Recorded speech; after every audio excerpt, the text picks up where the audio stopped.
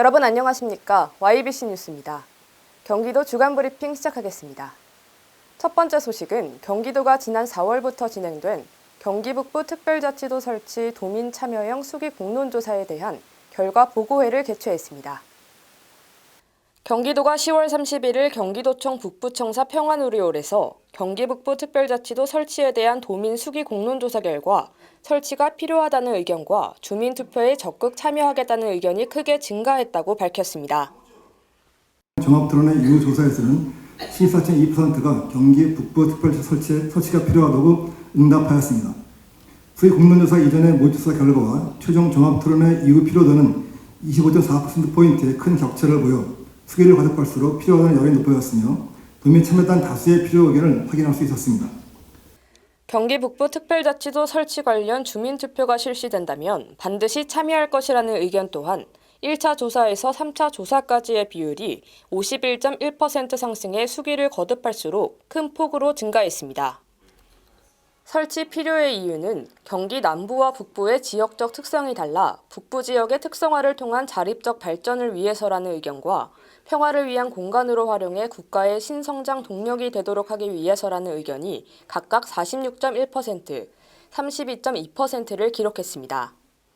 이와 반대되는 의견으로는 설치되어도 북부 지역 규제 개선이 이루어지지 않을 것 같다는 의견과 특별자치도 설치 없이도 충분히 발전이 가능하기 때문에라는 의견이 각각 32.3%, 32.0%를 차지했습니다.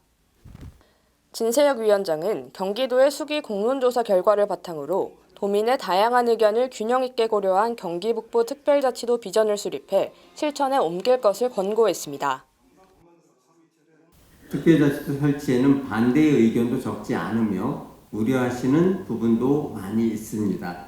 규제 완화와 기업 유치의 실현 가능성, 안보 리스크, 정책의 지속 가능성 등 걱정하시는 부분들을 모두 고려하여 비전을 수립하고 실행해 나가도록 하겠습니다. 경기도는 정책 권고안을 최대한 존중해 도민의 의견을 적극 반영하고 대한민국 전체의 상생과 균형 발전의 관점에서 경기 북부 특별자치도 설치를 적극 추진해 나갈 계획입니다. 경기도의회 국민의힘과 더불어민주당이 체계적이고 능률적인 제372회 정례회 운영을 위해 소통과 협의를 기반으로 서로 협력할 것을 다짐했습니다. 경기도의회 국민의힘 김종호 대표의원과 더불어민주당 남종섭 대표의원이 10월 30일 기자회견을 열고 의회 업무를 체계적이고 효율적으로 수행하자는 공동의 목표 아래 협력할 것을 합의했습니다. 경기도의회 교섭단체 국민의힘과 더불어민주당은 소통과 협치를 통한 도민의 민생 현안 해결이라는 공동의 목표 아래 제372회 경기도의회 정례회를 체계적이고 능률적으로 운영하고자 다음과 같이 합의한다. 양당은 경기도의회 혁신 추진단을 적극 가동하고 도정 질문과 5분 발언 등에 대한 양당 동수 조정을 통한 운영을 개선한다고 밝혔습니다. 의회 운영위원회 의원 정수를 현행 14명에서 16명으로 확대하여 효율적인 의회 운영에 대한 조정 관리 기능을 강화한다. 또한 2024년도 본예산 심사에 대한 충분한 심사기간 확보를 위해 예결위 심사기간을 3일 추가 운영하겠다고 전했습니다. 아울러 제371회 임시회 의회 운영위원회 제2차 회의에서 가결된 경기도의회 회의규칙 일부 개정 규칙안을 11월 7일 본회의에 상정해 정례회의 일정과 안건을 미리 협의하고 경기 북부 특별자치도의 조속한 설치를 위한 비전 선포식을 양당 공동으로 12월 8일 개최하기로 했습니다.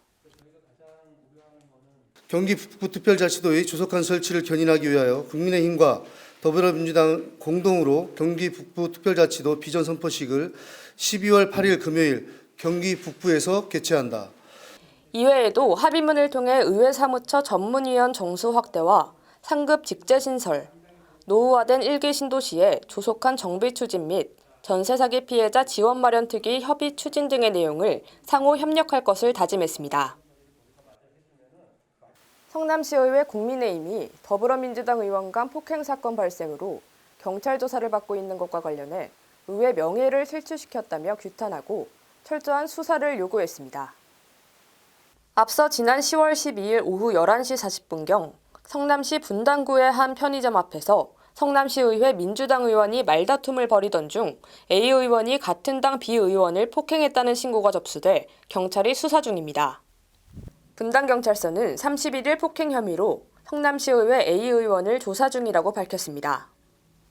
신고를 받고 수사에 착수한 경찰은 최근 B 의원에 대한 피해자 조사를 한 차례 진행했으며 진술 내용을 대조한 뒤 조만간 A 의원을 소환 조사할 예정입니다.